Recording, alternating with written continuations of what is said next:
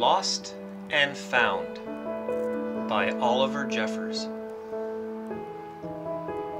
Once there was a boy, and one day he found a penguin at his door. The boy didn't know where it had come from, but it began to follow him everywhere. The penguin looked sad, and the boy thought it must be lost. So the boy decided to help the penguin find its way home. He checked in the Lost and Found office, but no one was missing a penguin. He asked some birds if they knew where the penguin came from, but they ignored him. Some birds are like that. The boy asked his duck, but the duck floated away. He didn't know. That night, the boy couldn't sleep for disappointment. He wanted to help the penguin, but he didn't know how. The next morning he discovered that penguins come from the South Pole. But how could he get there? He ran down to the harbor and asked a big ship to take them to the South Pole, but his voice was much too small to be heard over the ship's horn. So together, he and the penguin would row to the South Pole. The boy took his rowboat out of the cupboard, and they tested it for size and strength.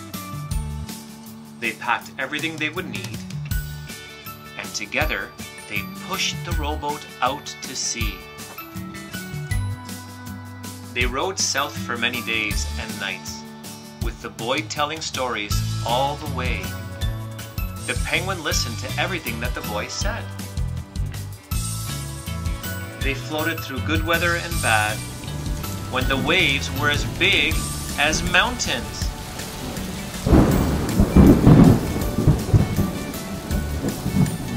Until they came to the South Pole. The boy was delighted, but the penguin said nothing. Suddenly, it looked sad again as the boy helped it out of the boat. The boy said goodbye and floated away. But as he looked back, the penguin looked sadder than ever. It felt strange to be on his own. And the more he thought, the more he realized he was making a big mistake.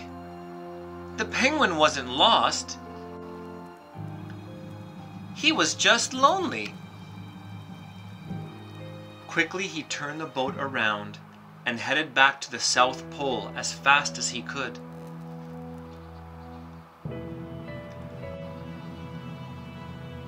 At last he reached the South Pole again.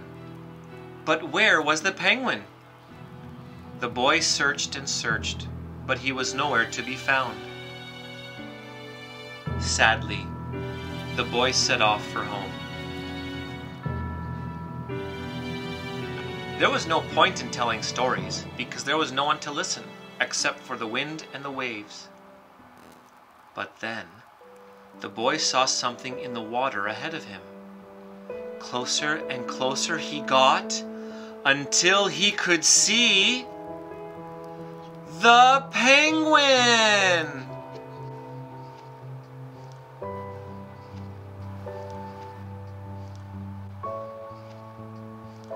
And so the boy and his friend went home together, talking of wonderful things all the way.